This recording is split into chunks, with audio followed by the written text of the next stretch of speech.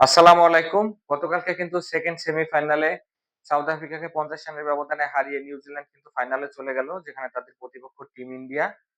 ১ম এই New Zealand bat করতে নেমে ৩৬২ রানের একটা পাহাড় চূড়ায় উঠে যায়। যেখানে রাসিন দ্রাবিড় এবং কেন উইলিয়ামসনের জোড়া সেঞ্চুরি ছিল। উইলিয়াম ১ম এ ফিরে গেলেও রাসিন দ্রাবিড় এবং কেন উইলিয়ামসন কিন্তু ভালো স্ট্রাইক রোটেট করে ব্যাট করতে থাকে এবং রাসিন দ্রাবিড়ও ৫ম সেঞ্চুরির দেখা পান, যার ৫ টাই কিন্তু আইসিসি ইভেন্টে। তাই বলা হয় যে আইসিসি ইভেন্টটা কিন্তু তার জন্য খুবই সুখকর হতে যাচ্ছে। রাসিন দ্রাবিড় যে আসলে যেভাবে ব্যাটিং করলেন আমার কাছে মনে হয় ইন্টারন্যাশনাল ক্রিকেটের আগামী বিগ স্টার হতে যাচ্ছেন তিনি। উইলিয়ামসনও কিন্তু ৯৪ বলে ১০২ রানের একটা দুরন্ত ইনিংস খেলেন। এই ২ জন আউট হওয়ার পরেও কিন্তু ড্যারেল মিচেলও 49 রানের একটা দুর্দান্ত ইনিংস খেলেন। তাকে কিন্তু যোগ্য সঙ্গ দেন হচ্ছে আম তাদের ফিলিপসও কিন্তু 49 এর একটা ঝলমলে ইনিংস খেলেন। যদিও ল্যাথাম আ খুব বেশিক্ষণ টিকতে পারেননি এবং লাস্টে ব্রেসওয়েলও কিন্তু ১২ বলে ১৬ রানের একটা ইনিংস খেলেন। যেজন্য কিন্তু তারা 350 ক্রস করতে সক্ষম হয়। সাউথ আফ্রিকা কিন্তু খুব ভালো বোলিং করতে পারেনি। গতকালকে এনগিডি ৩ টা উইকেট নেন এবং রাবাদা ২ উইকেট নিলেও তাদের ইকোনমি ছিল কিন্তু সো হাই।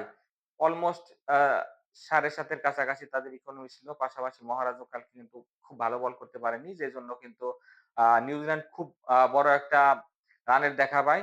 জবাব দিতে নেমে কিন্তু সাউথ আফ্রিকা তারা আবারও প্রুভ করল যে তারা আসলে শোকার্স। তাদেরকে শোকার্স বলা হয় ইন্টারন্যাশনাল ক্রিকেটে। এর কারণ হচ্ছে তারা কিন্তু গ্রুপ পর্বের ম্যাচগুলা খুব ভালোভাবে উইন করে। কিন্তু নকআউটে আসলে তারা কিন্তু খেই হারিয়ে ফেলে। এজন্য তাদেরকে শোকার্স বলা হয়। আমরা সেটাই দেখলাম যে রায়ান রিকেলটন ১ম এ আ আউট হয়ে গেলেও তাদের কিন্তু আ ভান্ডার ডুসন ছিল এবং হচ্ছে কিংবা বাবুমা কিন্তু ভালোই পার্টনারশিপ করেন। যদিও তার পার্টনারশিপে বাবুমার স্ট্রাইক রেট ছিল ৮০ নিচে। যখন আপনি ৩৫০ রান তাড়া করবেন তখন আপনার স্ট্রাইক রেট যদি থাকে আ আন্ডার ৮০ তখন কিন্তু ম্যাচটা একটু কঠিনই হয়ে যায়।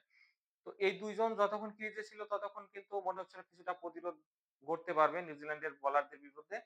কিন্তু এই ২ জন আউট হয়ে যাওয়ার পরে কিন্তু আমরা দেখেছি যে ক্লাসনও দ্রুত ফিরে যায়। পাশাপাশি মিলার ছাড়া কিন্তু তাদের শেষের দিকে মার্কো ইয়ানসেন বলি, মুল্ডার বলি, এরাও কিন্তু ভালো ব্যাট করতে পারেনি কেশব মহারাজ।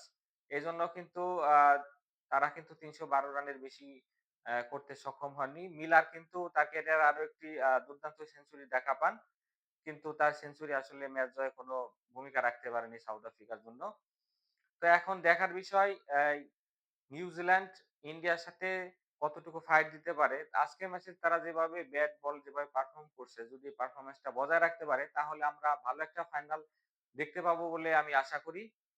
আর আমার ভিডিওটি যদি আপনার ভালো লেগে থাকে তাহলে সাবস্ক্রাইব করুন, লাইক, কমেন্ট করে আমার পাশেই থাকুন। তাহলে এরকম ক্রিকেটের নিত্য নতুন ভিডিও কিন্তু আপনারা পেয়ে যাবেন। সকলে ভালো থাকবেন। আল্লাহ হাফেজ।